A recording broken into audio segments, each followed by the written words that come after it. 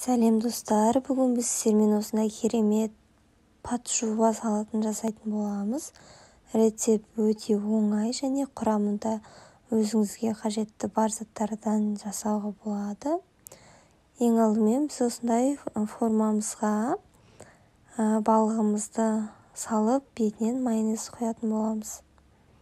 Заттардың барлығын бірінші дайындап алсаңыз дұрыс болады.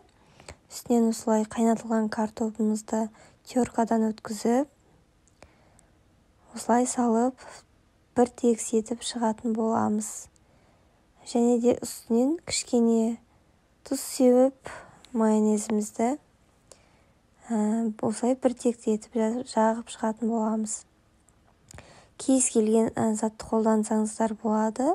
Сәбіз немесе сол сияқты қызылша, яғни үйіңізде қандай өнім бар, соны тұтына беретін боласыз.